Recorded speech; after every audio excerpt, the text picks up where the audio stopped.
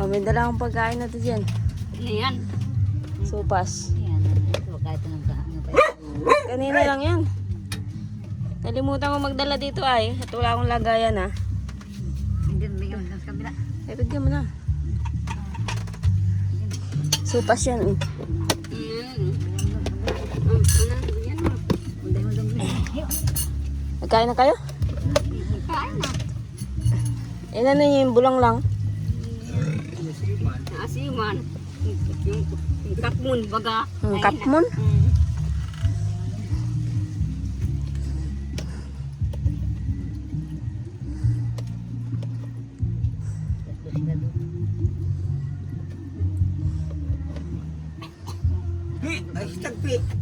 Maganda yan, ulam sa kanin. Medyo maalat-alat yan. Masain ka? Hindi, mawawakan mo to. O yung aso, oh. Bukas ko nga. Dalayin na lang yung ano, Bukas. bukas. Nandito po ako sa ulingan na titiyan ko po sila papa. At yun nga po, tatanungin ko nga sana po kung may-ari na po itong uling na kasi hindi ko po naintindihan kung may utang pa si papa doon sa pinagkakautangan niya ay. At kung wala pong pagdadalan ay baka ako daw po yung makabili ng uling na ito. Kaya tatanong ko po si papa kung may-ari. Pero alam ko mayroon ay may utang. Kasi gusto ko pong itinda itong uling. Pero kung may-ari po at ano, hindi ko po alam. Tatanungin ko muna po. Nakalimutan ko po. Galing pa ako kahapon doon. Pero parang may-ari yata. Saka, ayan. Tingnan ko po kung anong ulam nila dito. May Jason. Saka yung baboy. Papapaliguan ko po kay Jason yung baboy. Wala po si papa. Baka po naandito sa kabilang bahay. Baka nagluluto na sila. Nakasaray na magtatabon pa po sila niyan. Uling. Mga kahoy. Maliliit na nga po yung kahoy. Maganda nga po sana kung ako na po yung kukuha ng uling nila papa. Para hindi na sila papa naluluko. Kasi yung pong kinuhaan nila dati ng uling. 300 siya. Sana po ang presyo ng uling. Sakat po at nakakabali si papa parang utang. Kaya nagiging 240 na lang ang kuha sa kanila at may porsyento. Porque utang po yung pera na kinuha sa kanila ay ang kabayaran naman po nun ay uling. Kaya lang pinorosyentuhan naman po yung kinuhang pera sa kanila. Kaya ang napatakan lang po ng isang sakong uling ay 240. Ay ang hirap-hirap po ng uling ay kinakapos na nga po sila papa. Tapos ay ganyan. May porsyento pa pala yung kinuhang pera. Kaya tatanungin ko po si papa kung nakabayad na doon o sa iba yan dadalhin kasi may ibang utang sa iba. At syempre guys, kukunin ko din po dito yung martilyo. Ito pong martilyo namin po. Nandito po ay yung martilyo ko. At yung pong tindahan po namin ay papalitan ko po ng bisagra. At yung pong kinabit na bisagra po pala doon dahil kalawangin na, maliliit pa yung bisagra. Kaya po ang hirap-hirap ko pong isarado nung tindahan. Kasi ang liliit po nung bisagra at saka ngayon po ay sa katagalan ay kalawangin na po. At saka pipinturahan ko po yung steel matting ng tindahan para mag-iba-iba naman po ang kulay at saka magbago-bago po yung hitsura ng tindahan po namin. Ano yan, Jason? Ha? Ate, tanggal mo na? Ha? Hindi. Pundi. Dapat yung iyon dyan sa ano. O, ba't tinanggal mo yan? Itawa ko nga yun, no? Masira, wala pala. Itabi mo na lang yan, ha? Doon sa cabinet. Yan. Kakapinalain ko. Tatabi. Kakabit mo uli. Ito isang ilapundi ay. O, ay wala pa naman tayong bumbilya. Ito. Asan? Bumili yan. Kukuhaan ko. O, ay pwede rin. Ay, hindi naman na kailangan mag-ilaw niyan. Tabi mo na lang at baka mawala pa yan. Tabi mo na lang. Hindi naman na kailangan mag-ilaw ng baboy. Baka mawala pa eh. Binilihan din yung wire na yan. Haba pati yan. Haba niyang wire na yan oh. Pundi ang bumbilya. Nagkain na kayo? Ito yung pundi. Oh, may tinipog. Anong ulam nyo? Pangalan kakain. Yung sabang at yung Ha? sabang. Sa bahay ka makain? O ano ito? Anong ulam mo, Papa? Ha? Nasa yung gabi? Anong oras na? Mangunguha ka pa ng gabi. Tanghali na. Alas 10:30. Nagataga pa naman. Kanino mo papadadalhin yung uling mo? Pakito. May utang ka dun? Meron. Pagkano? 500 at 50. 550. Pagkano kuha sa'yo yung uling nun? Siya mapit, 250. 250 lang? Kala ko 300 na ang bigay mo ng uling. Oh, Siya man daw mahapit. kahit na. Lugi. Ay. Dunga kay Aligaya nga ay sabi ko 300. Oh. Baba na rin. Biniyaran ko bagong last na. Oh, magkano? Binawasan na. Ng 20. Pwede 280. Kasi tag-init na naman tayo ngayon kaya nababa na ang presyo na naman ng uling. Marami kasi ngayon nag-uuling na naman. Maganda talaga yan pag tag-ulan. Yung marami kang stock na mahal. 250. Balik ulit. Balik uli sa 250. Wala doon ko ada ako ng 200. Yung binili ko nga. Tag-init na kasi. Yung Kaya balik na pangwalang naman sa bago, dating yung presyo. pantapal doon sa makina. Ay, tinuruan man ako ng mali. No? Ibig sabihin 500 lang yung utang mo doon, 550. Oo. Yun nga, wala ka na O kung bakit naman sako lang nga tayo. Ulingin namin wala ito. ka na Hindi. Wala kang tapos. Ay, may be. Ang bahay Hindi sa nga ako kasulo kay tatabading. Kay Lolo, isang sapo. Kasulo ako yan. Yung maayos na yung Wala makina. na. Wala nga natitira. Wala sapo natitira. Magkano tayo? Magkano ano? Magkano layo? Ilan sako lang yung mga hangunin yung yan. Wala kang kapatid. Wala kang nakakantong. Wala kang magsabi. Ay, hindi ba sako lang. I-friend man nga na. Ano pala eh. Ay di mahakot ka ng ipa mamaya. Dahil doon sa nadikita na. Pahakot niya na lang kay Larry yung ipa sa hauler. Kaysa pasaan ninyo, layo-layo. Kukunin ko itong martilyo. Dadalhin sa bahay at may papanday ako dun eh. Tayo na, sumabay ka na sa akin, Jason. Takad. Papabahugan mo yung aso. Pagkain mo. Tsaka yung pusa. Yung pating ano, yung pinto. Dapat isarado. Yung pato nga pala. Wala pang pagkain.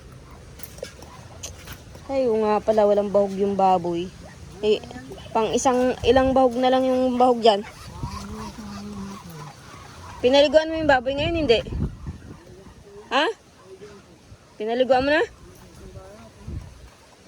Mainit ang panahon, kaya okay lang na paliguan yun.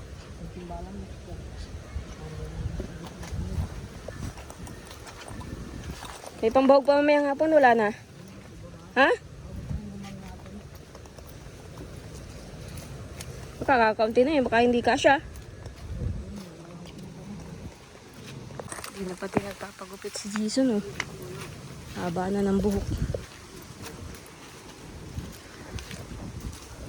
Ayan guys, at magtitiklo po kami ng mga nilabhan ko nung nakaraan. Nagkain na kayo, Dagay? Kain na. Bakit naandyan yung ano, oh? Diniligpit natin dyan.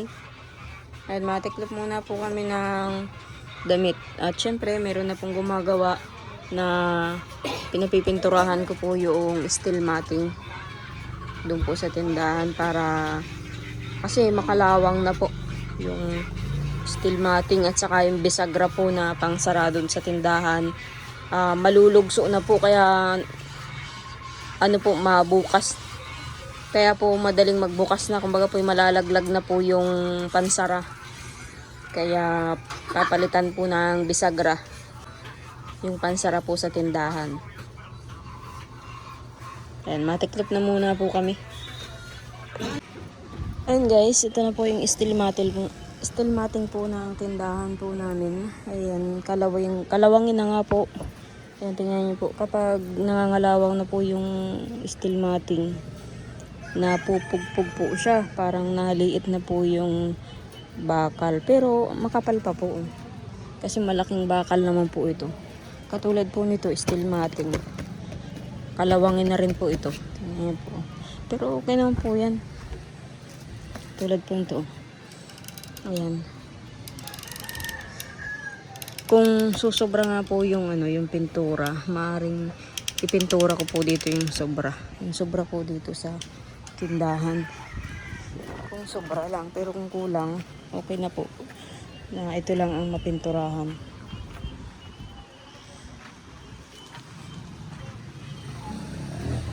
Ayan, na tinatanggal po ni Jason yung net. Kala ko tinatanggal mo, Jason. Ben, Yan. ayun yung mga yun. Ha? Bago, tatawasin dapat na yun. Ano? At yung gugupitin dapat. Gugupitin.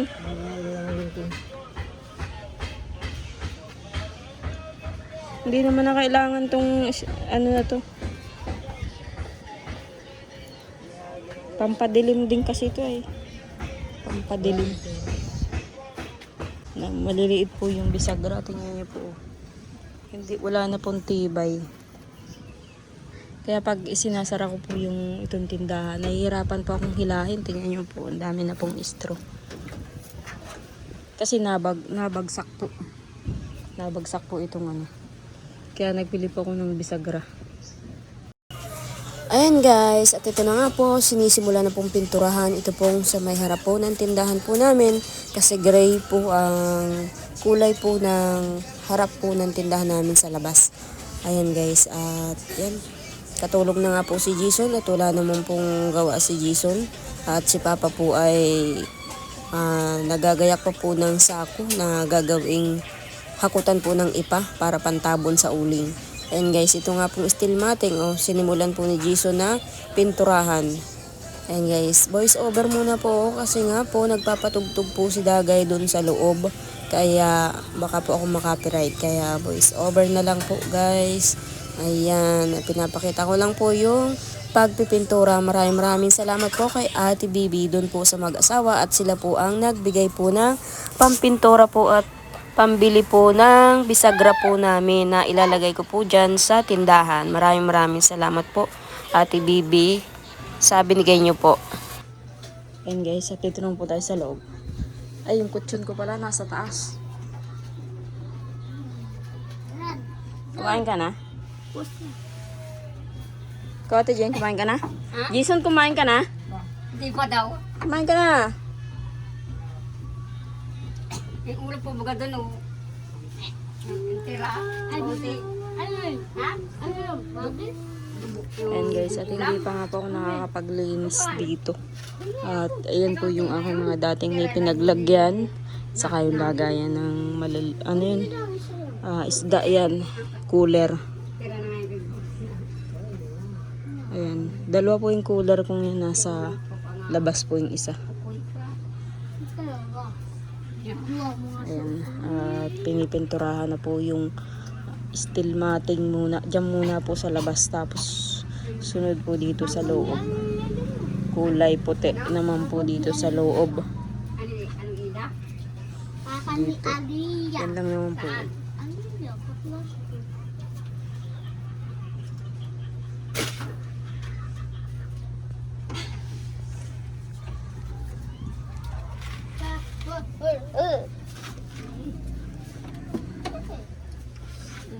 Jason, kumain ka na? kumain ka muna. Kayo po, kain na po kayo. Ganun po, Ate Grace. Maraming salamat po. Ha? May pintura na sa ulo. Nasaan? Tignan. Toy? Patingin daw. Wala na kayong pasok ngayon, ano? Ha? Wala. Sinagupit ang buhok mo! Nagsarili. Lintianan yan. Ito ni mama niya. Ay, nasa na tayo, tay! Oh, ginaharo mo na. Huwag pasok na.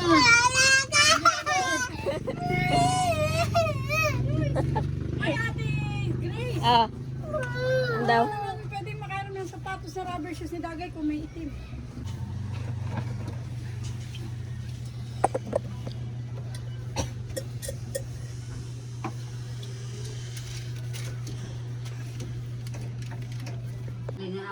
Ayan, nagagalit si nanay, oh. Nagagalit kay Jason at hindi daw nagpapagupit. Ang tama kay Shirley. Jason. Hindi nagpapagupit. Kaya walang nakakakuha ng kasawa ay. Tama, magkatumpad dyan yung dalawang Shirley. Amen. Amen. Magkatumpad dyan Ayun. Shirley. Ate Jen, magkatumpad. Ano yung magkatumpad? Hindi nag-aayos di sa sarili. Atawa lang siya. Ate Jen, ano ba yung magkatumpad? Atawa lang yan. Hindi daw nagpapagupit si Jason ay.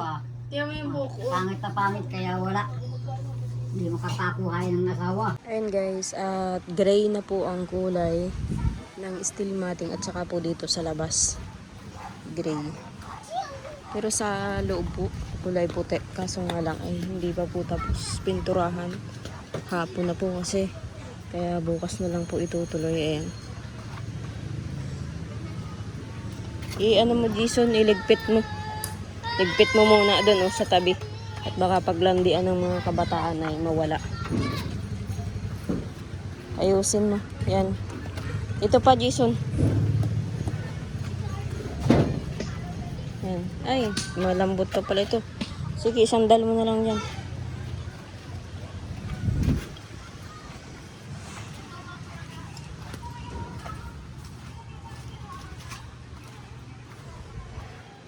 Ayan, bukas na po maikakabit yung ganito. Kasi tanghali na rin naman po nakapag-umpisa kanina. Bukas na lang po ulit. Ayan guys, at dahil nga po hapon na, ayan, nilalamig po si Dagay, nag-jacket. Ayan, sinaraduhan ko muna po ng kumot at hindi po natapos ng pagpipintura. Kasi binaklas po yung yung isang steel matting. Nagpintura po sila sa labas. Dito po sa loob ay hindi pa po napinturahan. Yan lang naman po. Pinturahan po yan ng kulay puti. Pero kung magkakasya po yung puti dyan, at kung mapipinturahan din po ito, yung mga istante, siguro masasakop pinturahan kung kasya. Malalaman po kung kasya yung pintura na kulay puti. Kasi ito po yung binili kong pintura. Nasaan na ba ngayon?